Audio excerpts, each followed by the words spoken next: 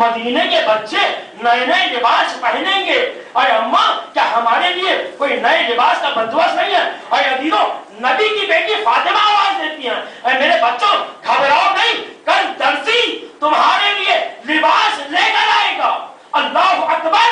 A be be میں ہاتھوں کو جوڑ کر آپ سے عرض کروں گا، بڑے بڑے اہل بیت کے دشمن ہیں، اس لیے کہ ہمیں تاریخ اور روایت کی جھوٹی سے جھوٹی روایت میں نہیں ملتا کہ بی بی نے مدینے کے کسی درزی کے پاس اپنے بچوں کے لباس سلنے کے لیے بھجوائے تھے. اے بی بی جب کسی روایت میں نہیں ملتا تو کیسے کہہ دیا کہ کل درزی اے بچوں اے حسنین تمہارے لباس لے کر آئیں گے؟ تو عزیزوں عجب نہیں کہ شہزادی پلٹ کر جواب دے اے شجاعت قمی جب تجھے کسی شے خارجی کی ضرورت ہوتی ہے تو ارادہ کرتا ہے پھر طلب کرتا ہے. ارے ہم وہ ہیں کہ ہم ارادہ کرتے ہیں، شے خارجی کے محتاج نہیں ہے. اور عزیزوں یہی تو وجہ ہے کہ جب عید کا دن آیا، جب آنے والا آیا ہے، اب مجھے اس سے بحث نہیں ہے کہ کون تھا، کہاں سے آیا، عالم نور سے آیا، عالم نار سے آیا، عالم بحث سے آیا، عالم جنت سے آیا، عالم لامکان سے آیا، عالم لہود سے آیا،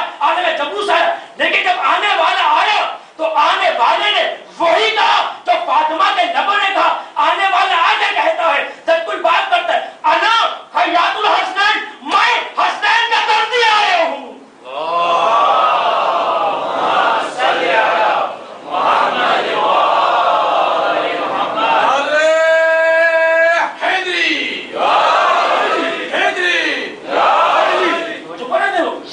کمال ہے اور قرآن اس منزل تعبد اور ان کی فضیلتوں کو بیان کر رہا ہے اور اس شان سے بیان کر رہا ہے کہ اللہ نے جتنی بھی اشیاء کو خلق کیا تو منزل کمال پر ہے. آواز دی والشمس والضحى والقمر اذا طلعها والنهار اذا جلاها والليل اذا يغشى والسماء وما بناها والارض وما طحاها والنفس وما سواها فالهمها فجورها وتقواها. اس شان سے پروردگار عالم ان کی عظمتوں کو بیان کر رہا ہے. پروردگار کہ تو سورج کی قسم کھا رہے وہ شمس والضحى والقمر اذا طلع نہیں اور انسان تو اپنے سورج کی بات کر رہے.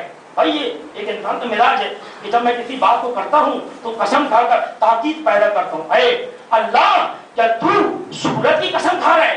نہیں ہم تمہارے سورج کی قسم نہیں کھا رہے، ہم تو اس کی قسم کھا رہے کہ جو ہمارا شمس نبوت ہے. ہم محمد مصطفیٰ کی قسم کھا رہے ہیں، ہم قمر امامت علی کی قسم کھا کے علی کے فضائل بیان کر رہے ہیں، ہم شمس نبوت کی قسم کھا کے ہم اپنے محمد مصطفیٰ کی فضیلت کو بیان کر رہے ہیں. عزیزوں آپ نے اتنی آسانی سے ان آیتوں کو سنا. والشمس والضحاها والقمر اذا طلاها، قسم ہے میں سورج کی اور اس کی ایک کرن کی، کرن لائٹ ایک روشنی کی جو کرن آپ اسے لائٹ کہتے ہیں، ایک لائٹ ایک کرن کی قسم. والقمر اذا طلاها، اور مجھے اس چاند کی قسم جو سورج کے پیچھے پیچھے چلا آتا ہے. تین چیزیں، ایک سورج، ایک اس کی ایک کرن اور اس کے بعد پیچھے پیچھے آنے والا چاند. اے پروردگار بات سمجھ میں نہیں آئی کہ تو نے قرآن میں آیتوں کو رکھا اور اس آیت میں نقص آ رہا ہے. تیرے کلام میں اگر غلطی ہو جائے تو ہم اسے کلام نہیں مانیں گے، اس لیے کہ تو نے سورج کی قسم کھائی اور پلٹ کے کہا والشمس والضحاها، سورج کی قسم اور اس کی ایک کرن کی قسم. ہاں کی ضمیر مفرد واحدہ ہے، ایک کرن کی طرف پلٹ رہی. پروردگار ہمارے سورج کی تو اربوں کرنیں ہیں، آج تک سائنسدان گر نہیں سکے. اور عزیزوں عجب نہیں وہ پروردگار آواز دے اے مومن تیرے سورج کی اربوں کرنیں ہوں گی، لیکن سن جو میرا محمد ہے شمس نبوت اس کی ایک کرن ہے جس کا نام ہے فاطمہ اور اس کے وجود کے گرد نبوت بھی گھومتی ہے اور امامت بھی گھومتی ہے. صلوات پڑھتے مل کر محمد والے محمد.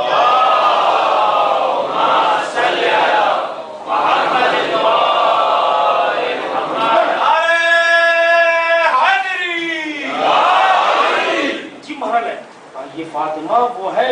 اے مصطفیٰ اگر ہمیں علی کے وجود کو خلق نہ کرنا ہوتا تو ہم تمہارے وجود کو خلق نہیں کرتے.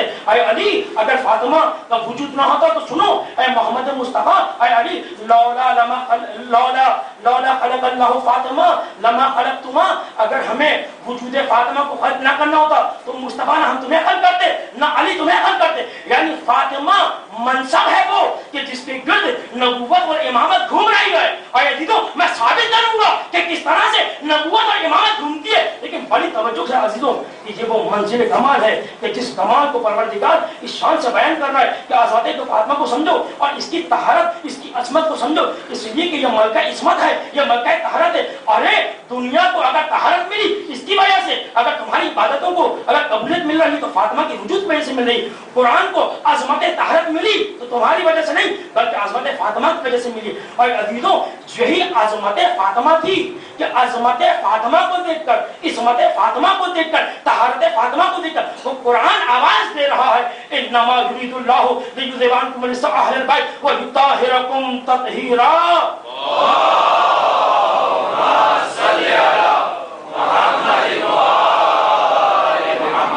اہل بیت میں اللہ وعدہ کرتا ہوں اور یہ ارادہ کرتا ہوں، کیا میں ارادہ کر رہا ہوں، وہ مرید علی الاطلاق ارادہ کر رہا ہے۔ اس کا ارادہ کیسا ہے؟ اور یہ دیکھو ایک مرتبہ میں ارادہ کر کے نکلا، کالی بلی میرے سامنے سے گزر گئی، میرا ارادہ ٹوٹ گیا، اس لیے کہ کالی بلی گزر، بابا صدقہ دو، یہ بلی کیا چیز ہے؟ اے عزیزوں ہم پرست نہیں ہونا چاہیے ذرا سی بات پر کہ کسی نے جادو کر دیا، کسی نے تعویذ کر دیا، نہیں، جو ایک نمازی ہوتا ہے جو اللہ کی عبادت کرنے والے اس پہ کوئی جادو عمل نہیں کرتا۔ اے عزیزوں یہ وہ منزل ہے کہ جب وہ مرید علی الاطلاق ارادہ کر لے تو خدا کی قسم کائنات کے بڑے بڑے پہاڑ اس کے ارادے کو چکنا چور نہیں کر سکتے، اس کے ارادے کو توڑ نہیں سکتے۔ وہ مرید علی الاطلاق ارادہ کر رہا ہے انما یرید اللہ، میں اللہ یہ ارادہ کرتا ہوں کہ اے اہل بیت اطہار تم سے کائنات کی ہر طرح کی نجاست کو دور کر دوں۔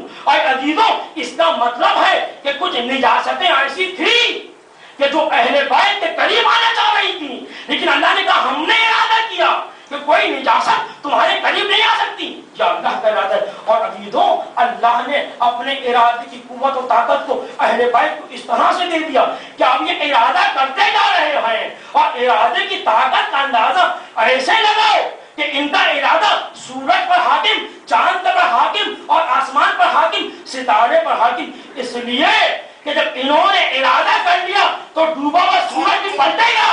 اے عزیزوں جب یہ ارادہ کرتے ہیں تو اگر انگلی کا اشارہ کرتے تو چاند دو ٹکڑے ہو جائے۔ اے عزیزوں ان کے ارادے کی طاقت یہ ہے کہ جب یہ آسمان پر اشارہ کرتے تو آسمان پر چمکنے والا ستارہ ان کی دہلیز پر گر کر ان کی عظمت کو سجدہ کرتا ہے۔ درود پڑھنے مل کر محمد والے محمد پر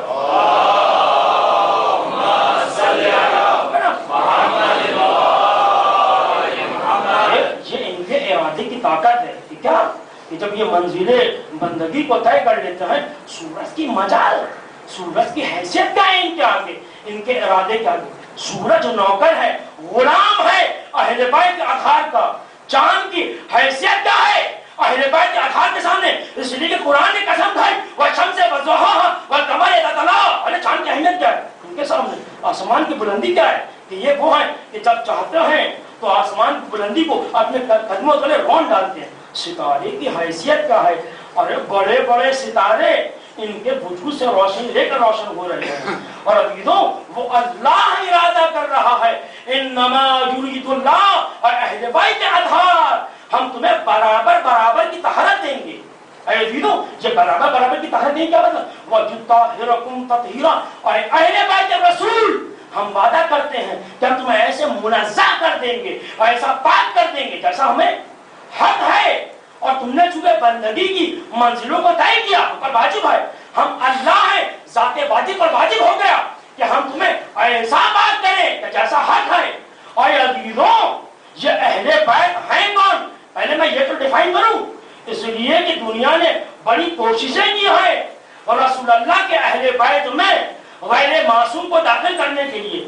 تو عزیزوں میں اہل بیت سمجھانے کے لیے قرآن